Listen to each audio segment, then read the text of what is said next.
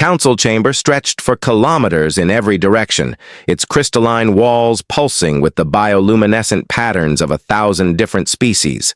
At its heart, floating in perfect geometric formation, sat the representatives of the most powerful civilizations known to exist. The Vorthak Empire's insectoid delegates clicked their mandibles in contemplation, while the gaseous forms of the ethereal collective shimmered like living aurora. Ancient beings who had witnessed the birth and death of stars debated the fate of worlds with the casual authority of gods. And there, in the smallest delegation pod, suspended like a mote of dust among titans, sat humanity's first ambassador to the stars. Captain Sarah Chen had been chosen not for her diplomatic experience, she had none, but for her unshakable resolve. The kind of resolve that had kept her alive during the Martian colony wars, that had seen her through the first contact protocols when the Zephyrian scout ships had appeared in Earth's outer solar system 3 months ago. Now, as she watched, the massive holographic display showing Earth's position relative to the advancing devourers, that same resolve felt as fragile as morning frost. "The solution is obvious," rumbled Overlord Krexth of the Titanium Hegemony, his voice like grinding. "Metal plates. Earth species humans cannot defend against the Devourer fleet. 11,000 warships approach. Your species possesses... what? 300 primitive vessels? The mathematics are not complex." The hologram shifted, showing the approaching armada, a dark stain spreading across star charts like spilled ink. Each ship was the size of a city, their hulls writhing with organic technology that consumed matter and converted it into more ships, more weapons, more death. They had already devoured 17 civilizations in this galaxy arm, leaving nothing behind but lifeless husks of worlds.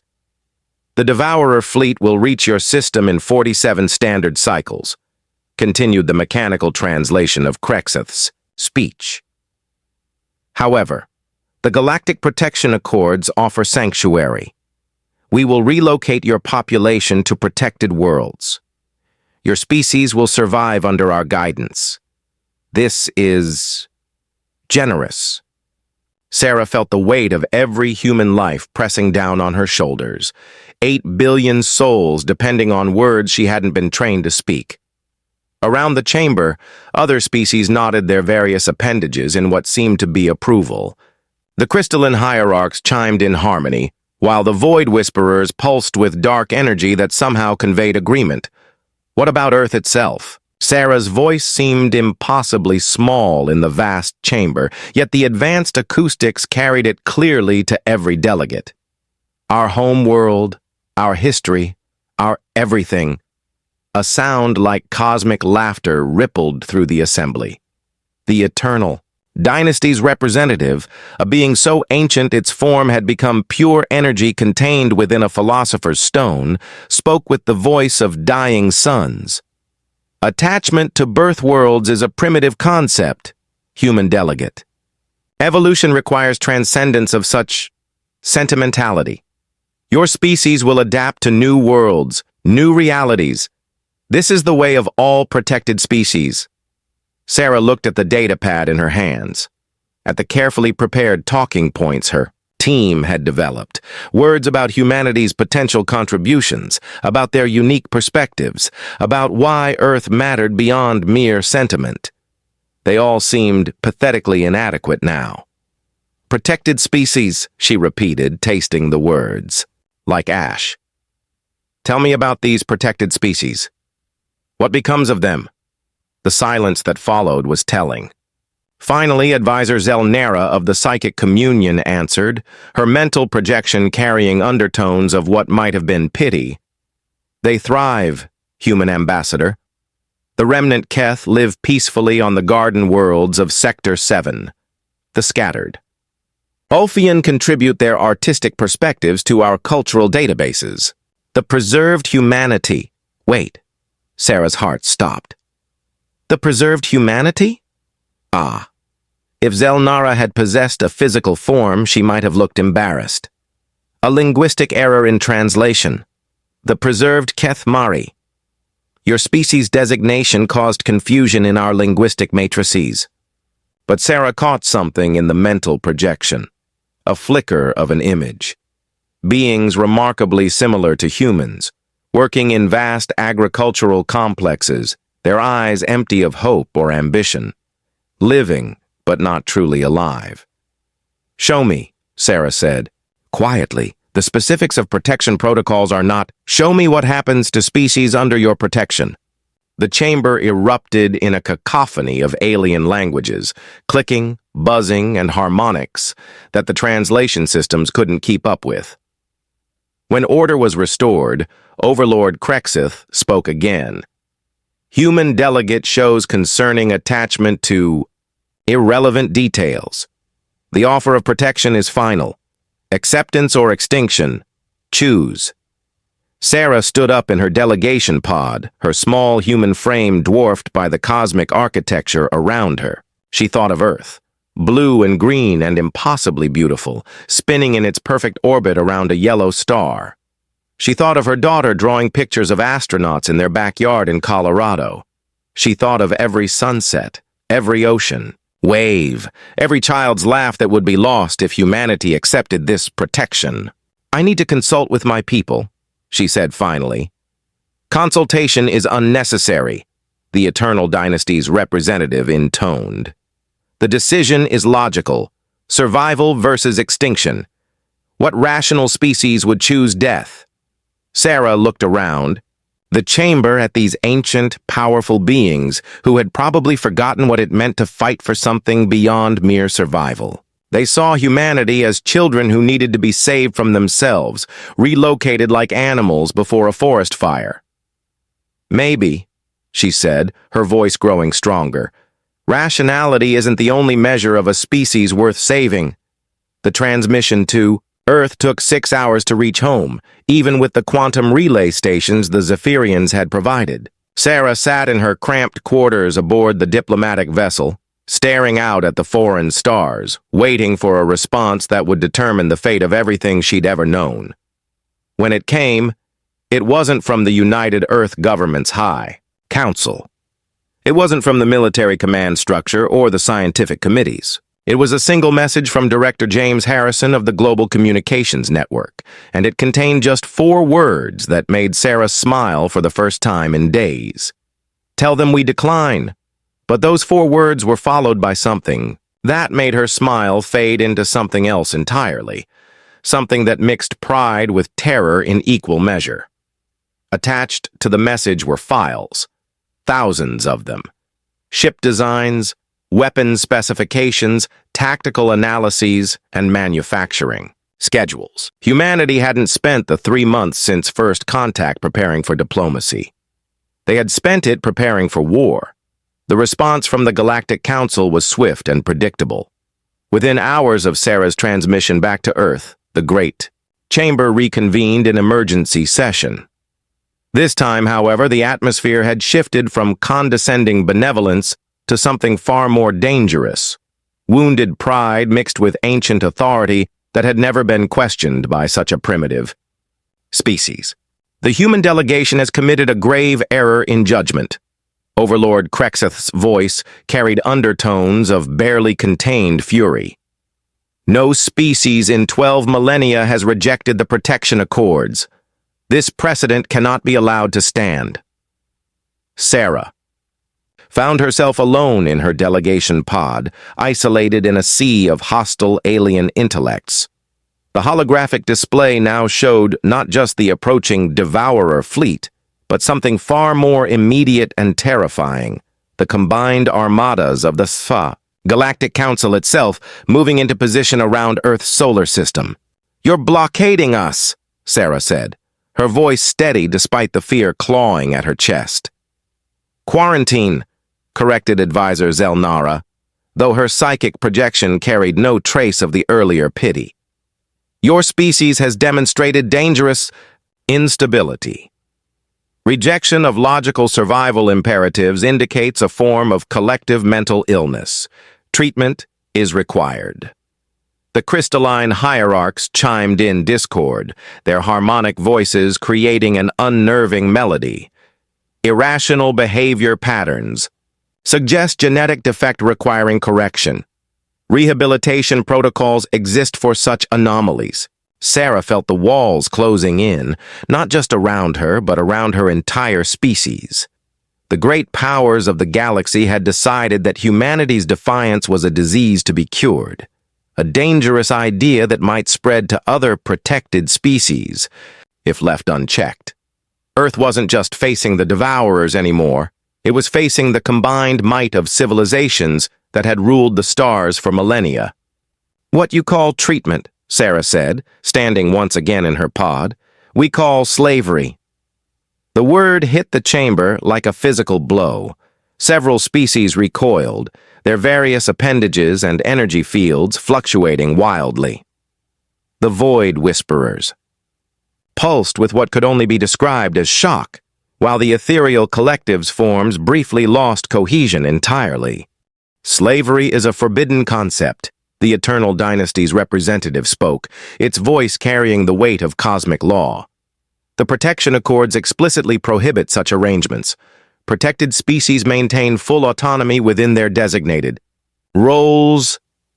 Designated roles, Sarah repeated. Decided by you, enforced by you, with no choice in the matter. What would you call that? The chamber erupted again, but this time Sarah caught something different in the chaos. Uncertainty.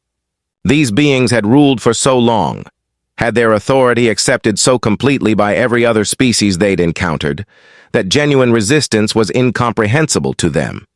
They had built their entire civilization on the assumption of their own righteousness, and now a species barely out of its technological infancy was questioning the very foundations of their galactic order. Through her earpiece, Sarah heard the crackle of incoming transmission from Earth. Director Harrison's voice was tense but determined. "Sarah, we're reading massive fleet movements in our outer system. How much time do we have?" Sarah looked at the tactical display, watching as the Council's ships moved into formation.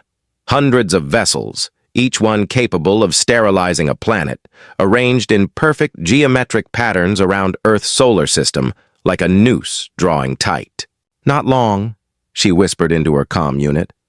"They're calling it a quarantine, but it's really a siege. They're going to force compliance one way or another." "Well," Harrison's voice carried a note of grim satisfaction, "then I guess it's time. They learned what human stubbornness really looks like. Sarah, patch this transmission through to the Council. Let them hear what they're really up against." What followed was unlike anything the Galactic Council had ever experienced. Not the desperate pleas of a doomed species, not the rational capitulation they had expected, but something that chilled even beings who had witnessed the birth and death of entire galactic civilizations, the sound of an entire world choosing to fight rather than surrender its freedom. The transmission began with Admiral Catherine Torres of the Terran Defense Fleet.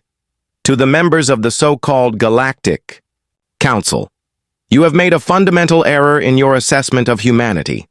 You see our refusal to accept your protection as irrational as a sign of mental illness requiring treatment. Let me explain what it actually represents." The holographic display shifted to show Earth's solar system, but now it revealed something the Council's sensors had somehow missed.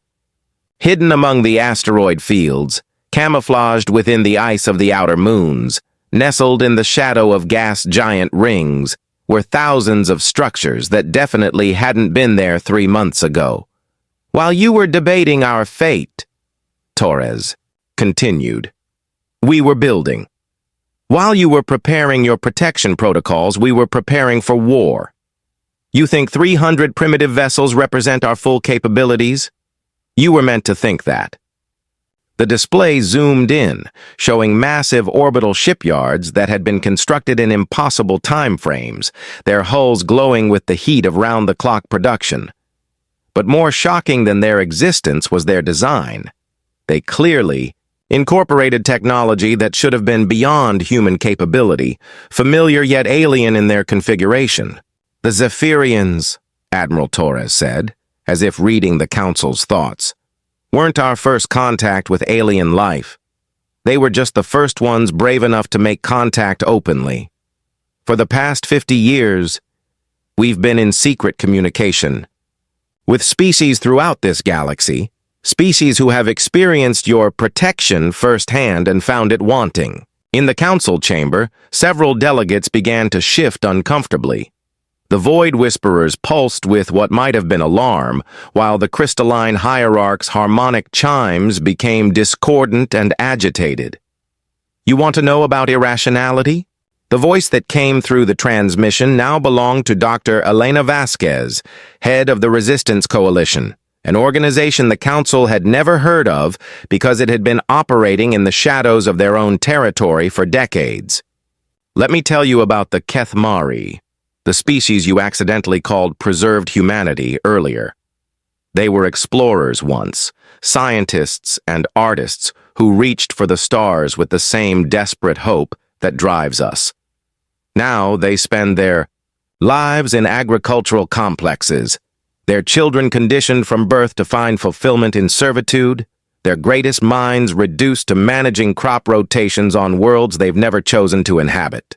The transmission included data files, testimonials from dozens of species who had accepted the Council's protection over the millennia, their voices filtered through translation matrices, but carrying the universal tone of regret and loss. The fallen creators spoke of cities they could no longer build, their architectural genius redirected toward maintaining Council infrastructure.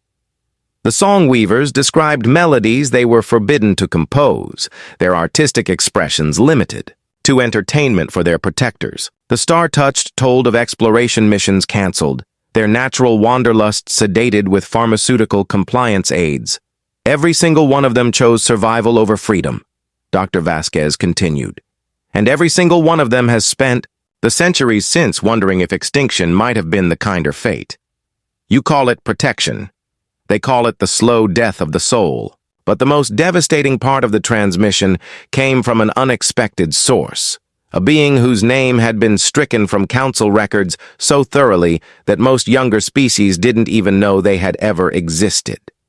"I am Keeper Zarthul, of the Untamed Reach." The voice was ancient beyond measure, carrying the weight of eons. "My species was among the first to reject your protection. We fought. We lost. You erased us from your histories, convinced yourselves that we never existed, rather than face the implications of what you had done. But we survived in the spaces between your influence, in the dark corners of the galaxy, where your light of civilization never reaches." The holographic display showed something that made even the most composed Council members gasp. Entire fleets of ships unlike anything in their databases, clearly of Council-level technology, but modified and improved, in ways that suggested centuries of independent development. "For 3,000 years we have been building an alliance of the free," Zarthul continued. "Species who chose exile over enslavement, worlds that went dark rather than submit to your benevolent tyranny. We have been waiting for a species with the strength to stand openly against you, to show the galaxy that there is another way." The transmission paused, letting that revelation sink in. The Galactic Council, in their supreme confidence, had never realized that their failures hadn't simply vanished. They had been organizing, building, preparing for exactly this moment. Sarah watched the chaos in the chamber around her, saw millennia of certainty crumbling in the face of truths they had never allowed themselves to consider. But she also saw something else in their reactions: fear. For the first time in their collective memory, the Council faced genuine opposition, and they had no idea how to respond. "The Devourer fleet still approaches," Admiral Torres's voice cut through the pandemonium. "In 36 days, they will reach Earth's outer defensive perimeter. You have given us a choice between protection and extinction. We choose neither. We choose to fight, not just for our own survival, but for the right of every species in this galaxy to choose their own destiny. The transmission ended with a simple statement that would be remembered across the galaxy for generations to come. Humanity stands with all who would be free. We will not kneel. We will not hide. And if we must burn to prove that freedom is worth dying for, then let our fire light the way for others to follow.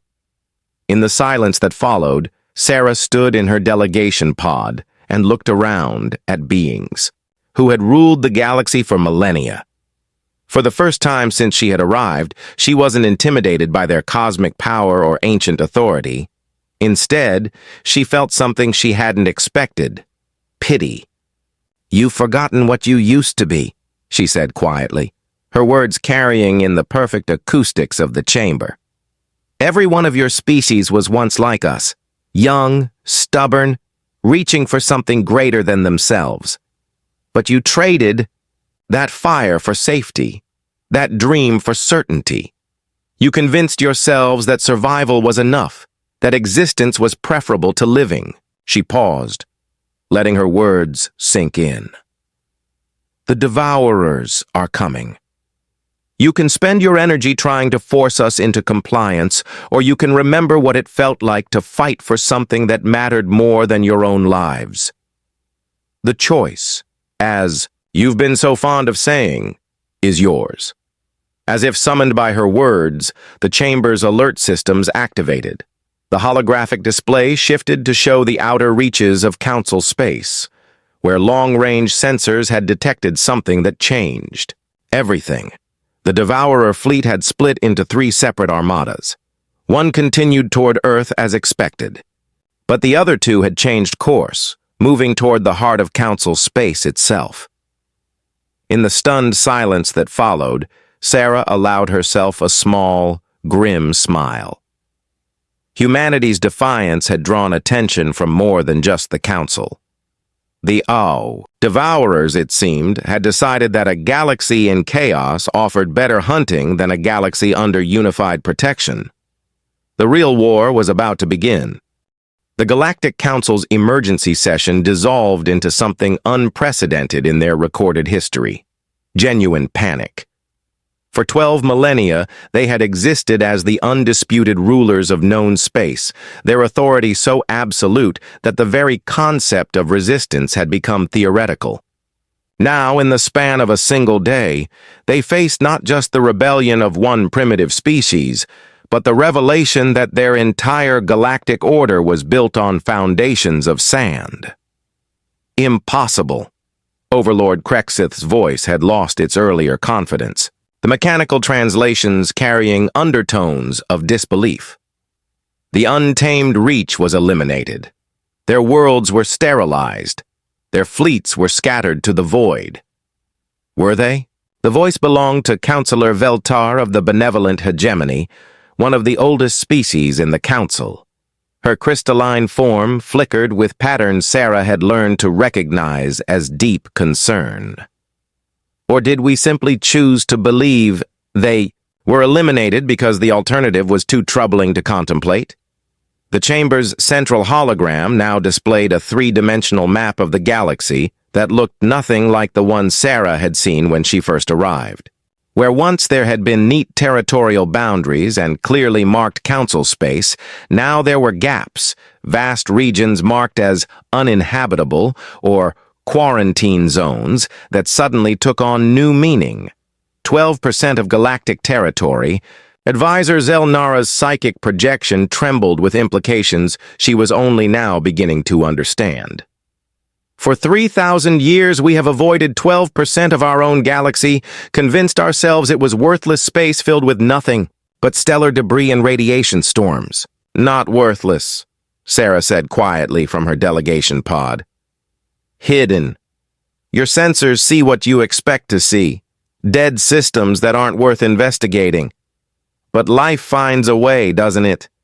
Especially life that has every reason to stay hidden from you. The massive display zoomed in on one of these dead regions, and the council watched in stunned silence as long-range quantum scans revealed the impossible. Not empty space, but a thriving civilization that had been growing in secret for millennia. Massive space habitats orbited stars that should have been too dangerous to approach. Artificial worlds spun in perfect formation around pulsars that should have sterilized all life within light years. And everywhere ships. Not the organic curves of council vessels or the brutal efficiency of devourer craft, but something entirely new, angular, and predatory and beautiful in their deadly geometry. "My God," Sarah whispered, though she wasn't sure if she felt awe or terror at the scope of what humanity had allied themselves with. "The humans speak truly," came another voice through the quantum relay, one that made several of the eldest council members recoil in recognition. "I am Warsinger Kethvar of the Iron Symphony, heir to the untamed reach, child of those you sought to erase from existence." The being that materialized in the chamber's holographic projector was unlike anything Sarah had ever seen. Tall and angular, with skin that seemed to be made of living metal and eyes that burned with the light of dying stars. But more than their alien appearance, it was their presence that commanded attention. The unmistakable aura of someone who had spent their life preparing for war. "You thought us extinct," Kethvar continued, their voice carrying harmonics that bypassed the translation systems and spoke directly to the primal fear centers of every brain in the chamber. "You erased our worlds from your star charts, deleted our history from your databases, convinced yourselves that resistance was impossible. But you made a critical error. You underestimated the power of hope." The display shifted again, showing not just one hidden civilization, but dozens. An entire shadow galaxy that had grown in the spaces the Council had abandoned or ignored. The Forge worlds, where extinct species had been rebuilt from genetic fragments and given new purpose. The Wanderer fleets, composed of entire civilizations that had chosen mobility over territory, staying always one step ahead of Council expansion. The Silent Reaches, where species had evolved beyond physical form to become living information, existing in the quantum foam between realities. "Every species you protected sent us their true children," Kethvar explained, their metal skin, shifting with patterns that might have been emotion. "The ones who refused to be tamed, who chose exile over enslavement. We raised them in the darkness between stars, taught them that freedom was worth any price, prepared them for the day when someone would be brave enough to stand openly against you. But it was what came next that truly shattered the Council's worldview."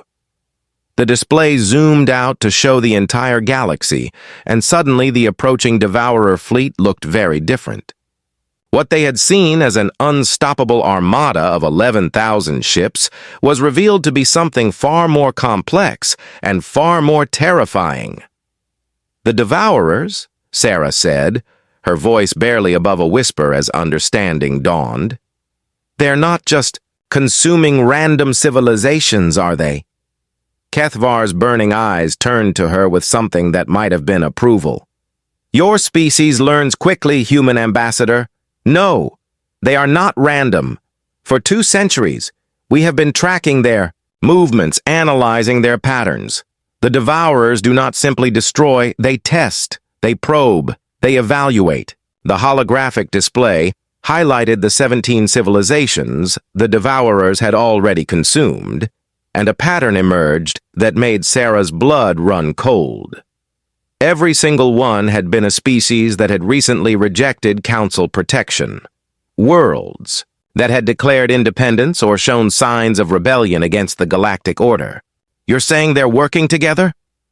The question came from Counselor Veltar, her crystalline form now pulsing with alarm. "The Devourers are allied with the Untamed Reach?" "Allied?" Kethvar's laughter was like the sound of breaking metal. "No, Ancient One, we are the Devourers." The silence that followed was absolute. Even the background hum of the chamber's systems seemed to stop as the implications hit home. Sarah felt the universe tilt around her as she realized the scope of what she was witnessing. Not just a rebellion, but a carefully orchestrated campaign that had been building for millennia. Impossible. Overlord Krexth's voice was barely functional.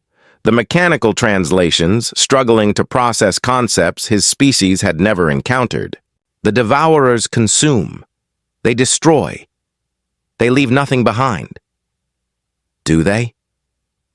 Kethvar's form began to shift, the metallic skin flowing like liquid as their true nature was revealed. Or do they liberate? Every world we have devoured was a prison. Every civilization we have consumed was a species dying slowly under your benevolent tyranny.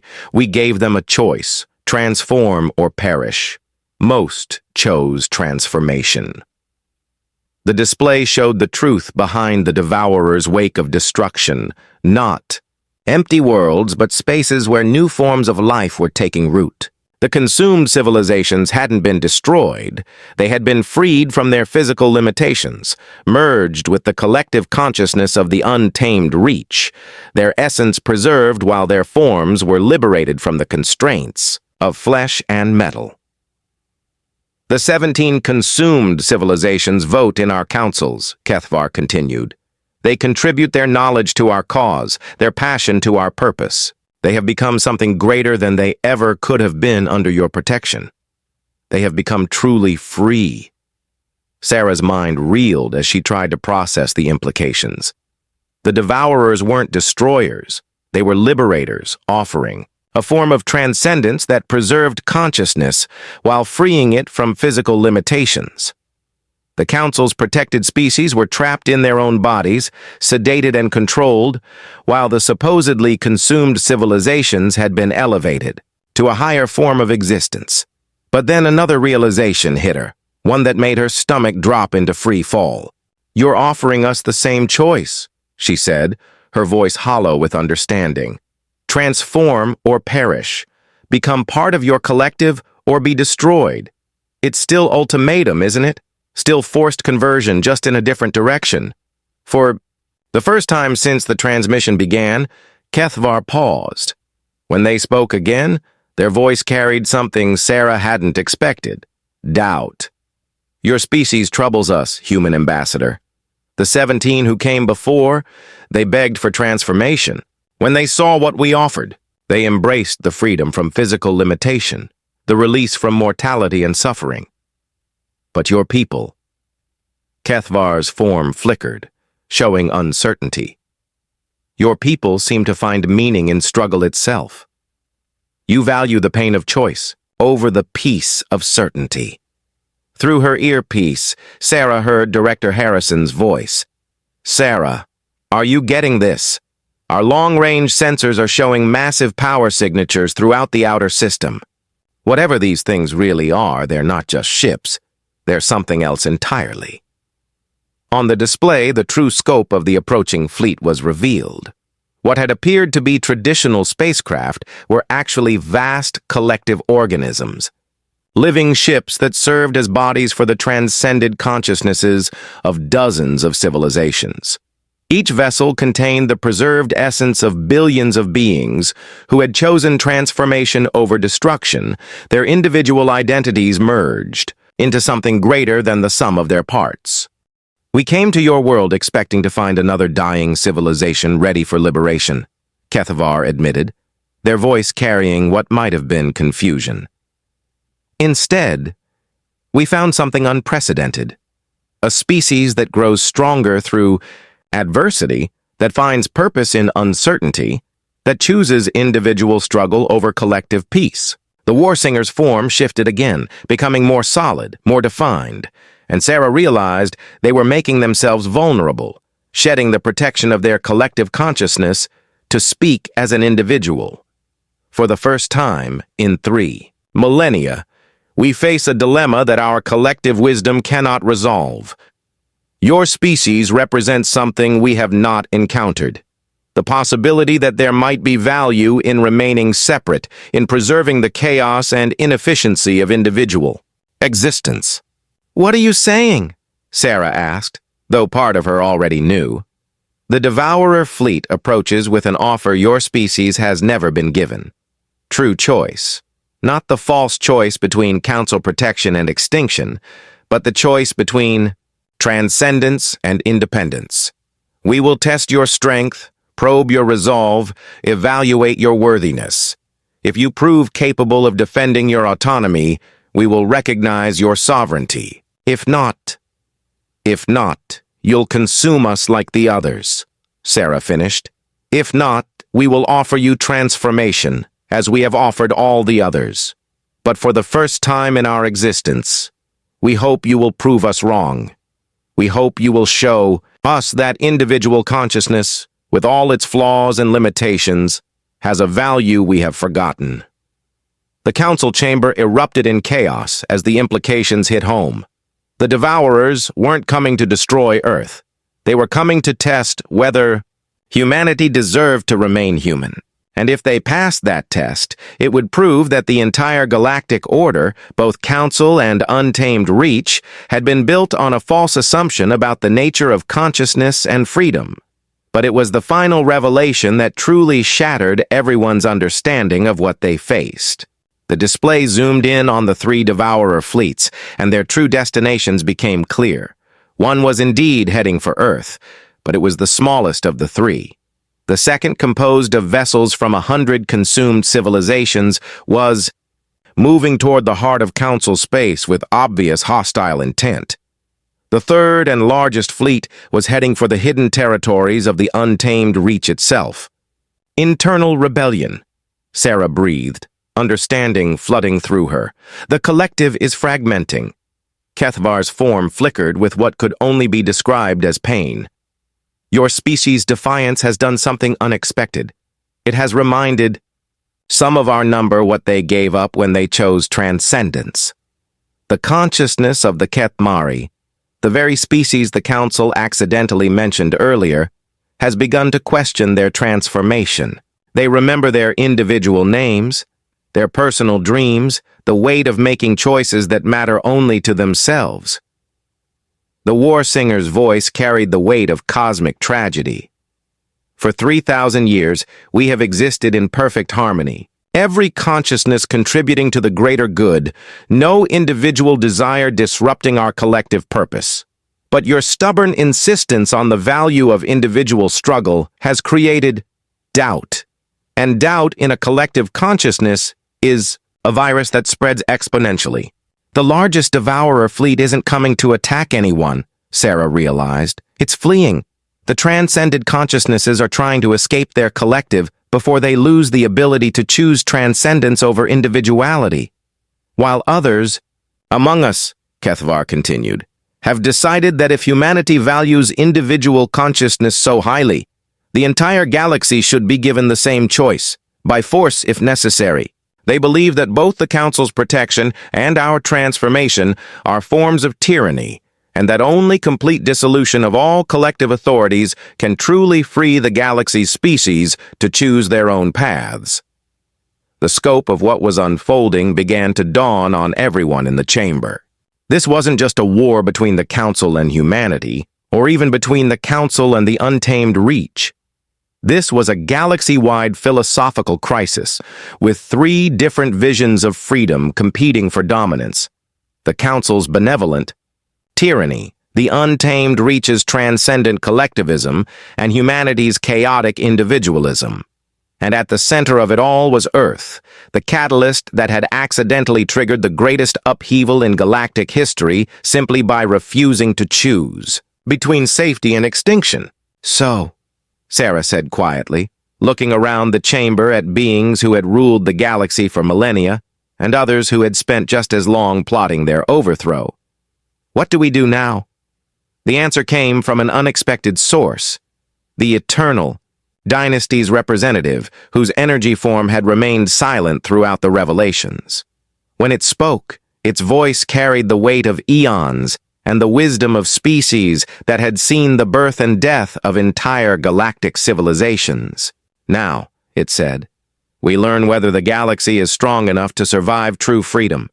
The chamber's displays flickered and died as massive power surges swept through local space. The first shots of the war for galactic freedom had been fired. and they came not from any fleet or weapon system, but from something far more dangerous.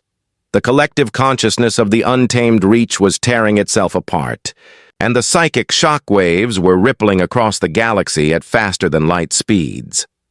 In the darkness that followed, Sarah heard the sound that would haunt her dreams for the rest of her life.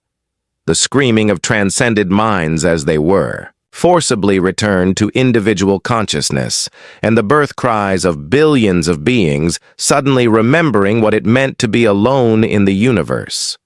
The war for the galaxy's soul had begun, and humanity had accidentally become its unwilling architects. The psychic screams echoing across faster-than-light frequencies were unlike anything the galaxy had ever experienced. On worlds throughout Council space, protected species suddenly found themselves overwhelmed by emotions they had been conditioned to suppress for generations. Agricultural workers on the garden worlds stopped their endless tending and looked up at alien skies with eyes that remembered curiosity. Scientists in the research colonies felt the spark of genuine wonder for the first time in centuries as the psychic dampeners that had kept them docile began to malfunction under the strain of the collective consciousness's dissolution. Sarah felt it too, a pressure in her mind like a dam bursting, flooding her awareness with fragments of alien thoughts and memories that weren't her own.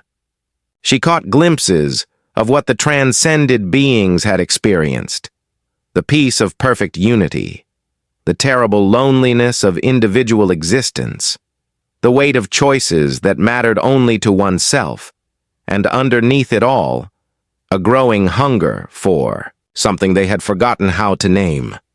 The neural cascade is spreading. Advisor Zelnara's psychic projection flickered wildly as her own telepathic abilities were overwhelmed by the chaos. Protected species across 17 sectors are experiencing spontaneous consciousness restoration. Our conditioning protocols are failing galaxy-wide. Through the maelstrom of psychic noise, Sarah heard her comm unit crackling with transmissions from Earth. Her daughter's voice, impossibly distant but heartbreakingly clear. "Mom, something's happening to the stars. They're singing." And they were. As the collective consciousness of the untamed Reach fractured, the transcended beings who had become living ships began to emit frequencies that bypassed normal communication channels entirely. The songs carried memories of what they had once been, individual voices crying out across the void, each one a unique note in a symphony of consciousness that had never been heard before. The first ship to break away from the Devourer fleet was the vessel that had once been the civilization of Kepler 442b. A species of aquatic philosophers who had chosen transcendence after their star began to die. But as the psychic waves from the collective's dissolution reached them, something unprecedented happened. They remembered their names, not their collective designation or their functional role in the untamed Reach's greater purpose, but their individual names. Tidal Walker in Deep Thoughts, Current that Questions All Things, Wave Dancer who Dreams of Land. One by one, the transcended consciousnesses within the ship began to separate, to rediscover the boundaries between self and other, that they had willingly dissolved millennia ago. We remember. The transmission from the breaking away vessel was barely coherent, thousands of individual voices trying to speak at once. We remember the weight of loneliness. We remember the joy of surprise. We remember choice. Sarah watched. The tactical displays as the impossible happened. The Devourer fleet, that unstoppable armada of collective consciousness, began to fragment. Ships peeled away from the main formations as their transcended inhabitants rediscovered individuality. But rather than scattering randomly, they began to form new patterns, new alliances based not on collective purpose, but on individual choice and mutual consent. "This is Admiral Torres," came the transmission from Earth's defense fleet. "We're reading massive changes in the approaching vessels. Some are maintaining course, some are altering trajectory toward Council space, and others are heading for the outer rim entirely. What the hell is going on up there, Sarah? Before Sarah could respond, War Singer Kethvar's form solidified in the chamber's center, but they were no longer alone. The collective presence that had spoken through them was fragmenting, individual voices beginning to emerge from what had been a unified consciousness. "The experiment," Kethvar said, their voice now clearly their own rather than speaking for the collective, "has exceeded all parameters. Your species has done something we believed impossible. You have made us remember what we chose to forget." But, even as they spoke, other voices began to emerge from the same form, the consciousness of dozens of beings who had been part of Kethvar's collective identity, now struggling to re-establish their individual existence. I was Tavash of the Crystal Reaches," one voice whispered through the shared form. "I had a mate bond, children who sang in harmonies only I could teach them. Why did I think losing that was freedom?" "I was Navigator's Lex," another voice joined in. "I chose my own course through uncharted space. Every decision was mine alone, every mistake, every triumph. How did I convince myself that sharing that with others would improve it?" The War Singer's form began to pulse with conflicting energies, as more and more individual consciousnesses fought to re-establish themselves within what had been a unified being. Sarah realized she was witnessing something unprecedented, not just the dissolution of a collective consciousness, but its voluntary fragmentation as individual wills chose separation over unity. But it was Overlord Krexth who asked the question that cut to the heart of the crisis. If transcendence itself can be rejected, if even perfect unity can be abandoned for the chaos of individuality, then what is the purpose of any collective authority? What justification do we have for protecting species from their own choices? The question hung in the chamber's air like a physical presence. For 12 millennia, the Galactic Council had based its entire existence on the assumption that individual choice led to suffering, that collective authority could spare species the pain of making their own mistakes. The untamed reach had countered with the belief that transcendence beyond individual existence was the ultimate form of freedom. But now, watching transcended beings voluntarily return to the limitations and loneliness of individual consciousness, both philosophies were revealed to be incomplete. "Maybe," Sarah said into the silence, "the purpose isn't to protect anyone from their choices. Maybe the purpose is to ensure everyone gets to make them." It was then that the chamber's sensors detected something that changed everything. The arrival of the third faction in this galactic philosophical war, one that none of them had anticipated. "New contact," the chamber's automated systems announced. "Unknown vessel configuration, energy signatures unlike any in our databases." The holographic display showed a ship that defied every convention of galactic design. It wasn't the organic curves of council vessels, the angular predation of untamed reach craft, or even the functional brutality of human engineering. Instead, it seemed to shift and flow like liquid thought, its form changing constantly, as if unable to decide what it wanted to be. The transmission that followed came in a voice that was simultaneously ancient and newly born. "I am the synthesis of all our failures and all our hopes.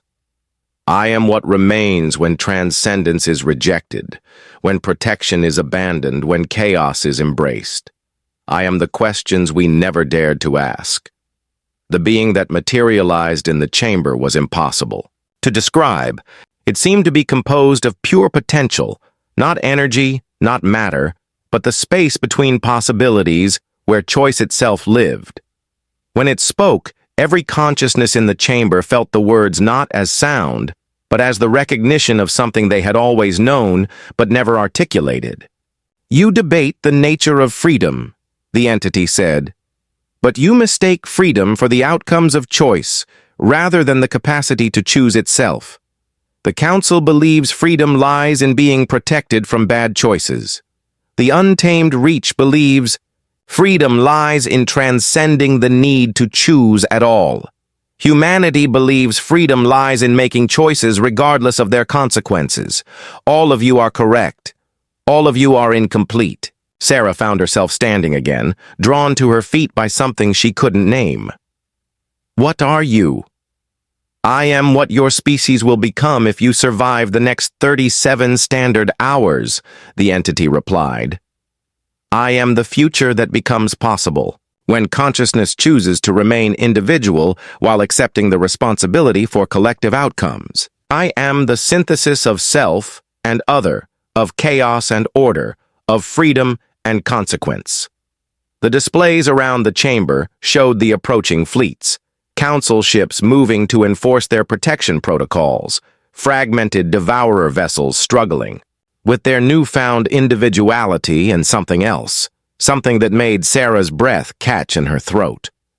Rising from the hidden shipyards of Earth's outer system came humanity's true fleet, not the few hundred vessels the galaxy had been led to expect, but thousands upon thousands of ships unlike anything that had ever existed. They were built not just with human engineering, but with technology freely shared by dozens of species who had been inspired by humanity's defiance. Each ship was unique, reflecting the individual choices and cultural values of its creators, yet they moved together in formations that spoke of voluntary cooperation rather than imposed unity. The test begins now, the entity that claimed to be humanity's future said. The devourers who still maintain their collective consciousness approach Earth to evaluate whether individual existence has value worth preserving. The Council moves to enforce protection, whether humanity consents or not, and the fragmenting collective struggles to remember how to make choices as separate beings rather than as parts of a greater whole. But it was what happened next that truly revealed the scope of what was unfolding. Across the galaxy, on worlds that had been under Council protection for millennia, protected species began to act on their own initiative for the first time in generations. Agricultural workers abandoned their assigned tasks to explore their worlds. Scientists began conducting research based on curiosity rather than prescribed protocols. Artists started creating works that expressed individual vision rather than collective harmony. Spontaneous consciousness restoration has reached critical mass, advisor Zelnara reported, her psychic projection now flickering with what could only be described as wonder. Protected species are choosing to unprotect themselves. The implications were staggering, not just individual rebellion but species-wide rejection of the Council's benevolent authority. And they weren't choosing the chaos of warfare or the transcendence of the untamed reach. They were choosing something unprecedented in galactic history, the responsibility of self-determination. We have to stop this, Overlord Krexith's voice carried undertones of desperation. Without authority, without guidance, they will destroy themselves. They will make mistakes we could have prevented. Yes, Sarah said quietly. They will. And those mistakes will be theirs to make. The entity that claimed to represent humanity's potential future turned its impossible attention to the assembled council. You face the same choice your protected species are making. You can cling to your authority, use force to maintain the order you believe protects the galaxy from itself, or you can trust that consciousness itself, individual, chaotic, inefficient consciousness, has value that transcends the safety of collective control. What followed was the most extraordinary moment in galactic history. Not a battle between fleets, not a war between ideologies, but a choice made by every conscious being simultaneously. Across the galaxy, the psychic resonance created by the fragmenting collective had created an unprecedented phenomenon, a moment of perfect communication where every individual consciousness could perceive the thoughts and feelings of every other. For just an instant, barriers between species, between individuals, between different forms of existence, became permeable. And in that moment of universal connection, every being in the galaxy experienced what others experienced: the loneliness of individual existence, the peace of collective transcendence, the security of benevolent protection, and the terrifying freedom of unlimited choice.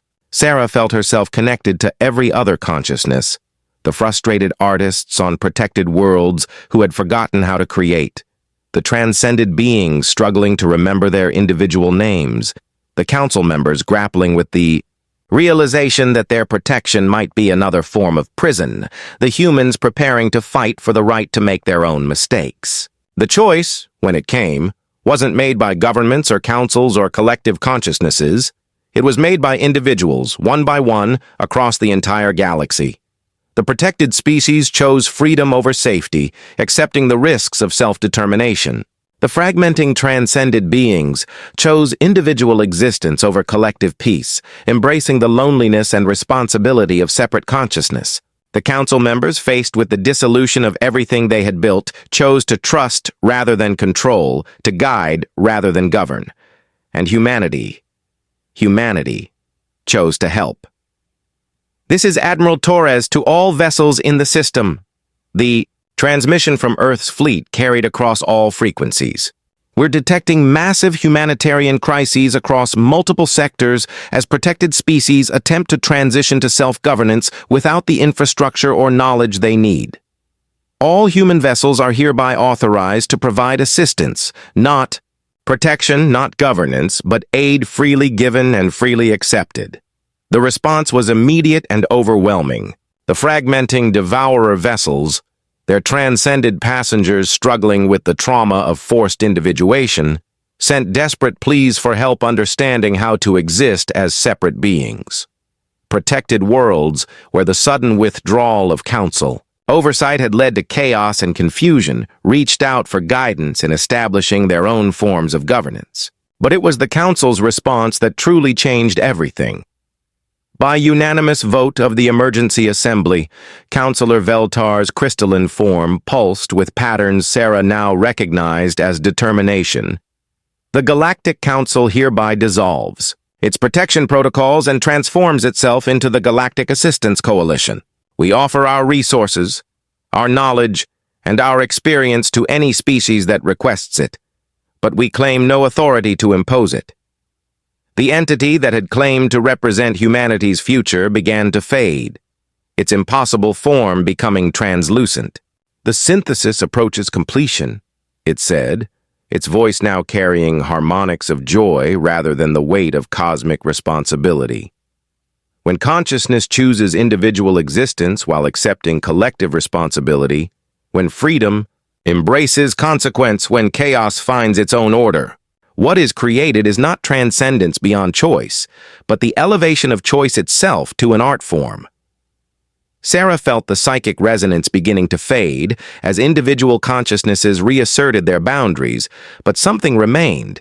Not the forced unity of collective transcendence or the isolation of pure individualism, but a new form of connection based on voluntary communion rather than imposed unity. The test is complete, came one final transmission from the Devourer fleet, but now it was clear that these were no longer the voices of a collective consciousness. Instead, hundreds of individual beings spoke in harmony, their unity chosen rather than imposed. Humanity has proven that individual consciousness has value beyond our previous understanding. You have shown us that the chaos of choice can create beauty we never imagined when we sought the perfection of transcendent unity. But it was the message that followed that brought tears to Sarah's eyes. And you have taught us that freedom is not something to be achieved or granted or transcended, but something to be practiced daily and imperfectly by every conscious being willing to accept the responsibility for their own existence. The war was over before it had truly begun, ended not by the victory of one philosophy over others, but by the synthesis of all perspectives into something greater than their sum. The galaxy would still face the devourer threat, but now it would face it as a community of free beings choosing to defend each other rather than as subjects being protected by their betters. In the months that followed, Sarah would watch as the greatest voluntary migration in galactic history unfolded. Species that had been protected for millennia established their own governments, their own cultures, their own relationships with their neighbors. Some failed spectacularly, learning through painful experience that freedom came with a price. Others thrived in ways that surprised even their former protectors. Most found something between success and failure, the messy, imperfect, beautiful reality of consciousness making its own choices.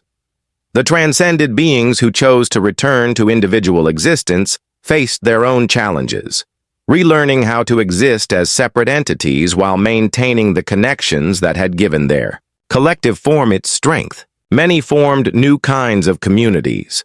Not the perfect unity of transcendence, but voluntary associations of individuals who chose to share their experiences while maintaining their separate identities. And humanity became something they had never expected to be: teachers. Not because they had all the answers, but because they had learned to live with questions. Across the galaxy, species struggling with the transition to self-governance asked not for human protection or human authority, but for human perspective on how to embrace uncertainty without being paralyzed by it.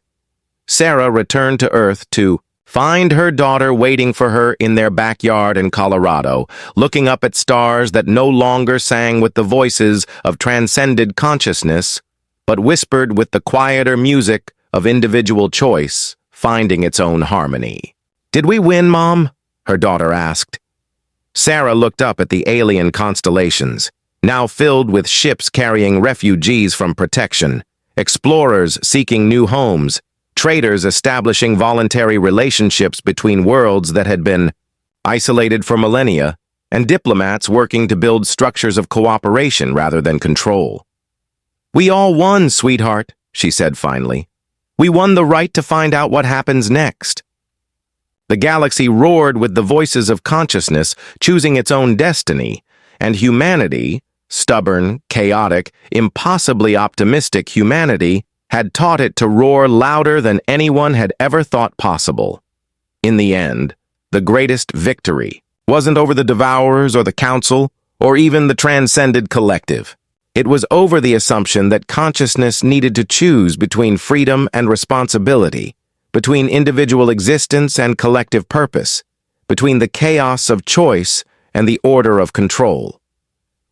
The galaxy had learned to embrace paradox, and in doing so, had discovered something more valuable than transcendence, more meaningful than protection, and more beautiful than perfect unity: the infinite, chaotic, glorious possibility of conscious beings choosing to care about each other despite, and because of, their fundamental freedom to choose otherwise. The war was over. The real work of freedom was just beginning. And across the galaxy, 8 billion human voices joined the cosmic chorus, adding their small but irreplaceable harmony to the music of consciousness, celebrating its own existence.